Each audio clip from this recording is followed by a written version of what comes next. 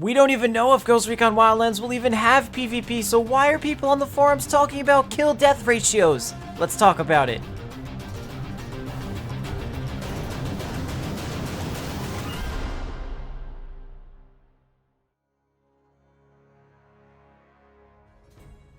What is going on, guys? They call me Ampy. Welcome to another video on the channel. Today I just wanted to start this video off by prefacing we don't know anything about Ghost Recon Wildlands PvP. This video is going to be a little bit of speculation, this video is going to be a little bit of forum discussion, but the primary focus is going to be talking about the one statistic in multiplayer online games that angers a lot of people, and that is kill death ratio, KDR. Coming from the official forum, Mr. Fuchs says that assuming that Wildlands will feature PvP, and I personally hope that it does, please consider to not include the kill death ratio in the in-game or website stats like Rainbow Six Siege. I do not think that KD is meaningless as it shows some players' skill, but good players don't need this number as they'll show their skill/performance on the battlefield and not in lobbies while laughing or bragging about people with low kill death ratios. Now, this is not a problem that's exclusive to Wildlands. I see it in COD, I see it in Rainbow Six, I see it in Halo. It's all over the place. Should multiplayer games feature kill death ratio stats inside the games themselves? And you could go both ways with these things. Now, I'm not too sure where my man's coming from as far as Siege is concerned, because I play a lot of Siege personally, and you can find your stats in the game, your ranked win-loss, as well as your ranked KD. It's all there for anybody to see if they're in their lobby. There is no in-game leaderboard, but if someone wants to go on the website like my man says, you can absolutely do that. Now, the bigger question is just if it should be in the game, and forum user Dan Hibiki also agrees with Mr. Fuchs, although he is on the fence. He says that it's silly to get caught up over analytics for a freaking video game, but some ultra-competitive players don't feel the same way that I do, and I think that's a great point. Placing these stats and making them visible in the games themselves make people worry about these stats. They have to try to impress other players in their lobbies. That's all they worry about, causing them not to focus on the objective, whether it be capture the point, secure the bomb, defuse the bomb, and instead it's just all about kills, kills, kills. Every match turns into a TDM. Mr. Dan assumes that the only people that should be worried about these stats are the ultra competitive people. Now, if you look at how things work in life, just in general, if we're going to generalize for just a bit, usually the majority outweighs the minority. So if more people want KD in the game, then that's usually the way it should work out. Well, who's to say that most of the people that play these games, and we're going to use Siege specifically, Siege is a very tactical game,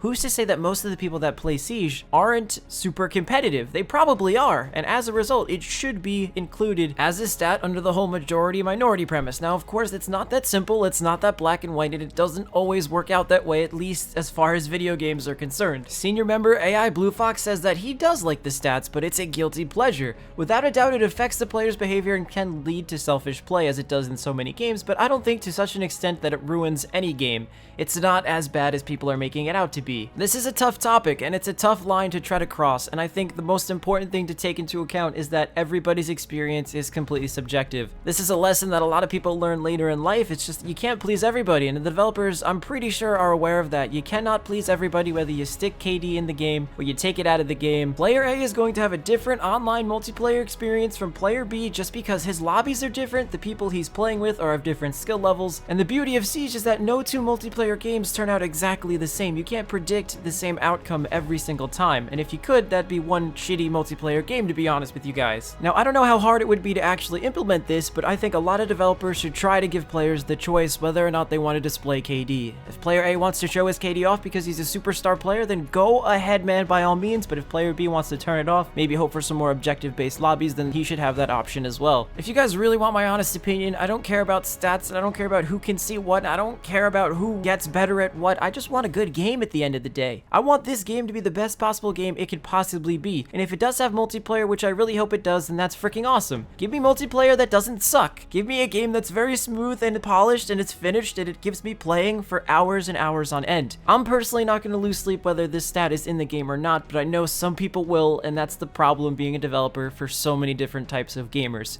Do your best, Ubisoft, just shake it off at the end of the day. We know you're trying really hard and I appreciate all the effort. Please like, comment, and subscribe, guys. Thank you so much for watching the video. If you want to see me stream on twitch.tv, I stream every weekday. Twitch.tv/AmperCamper. The link is in the description. I love meeting my subscribers. We could talk about games, we could talk about Wildlands, and we could talk about Siege.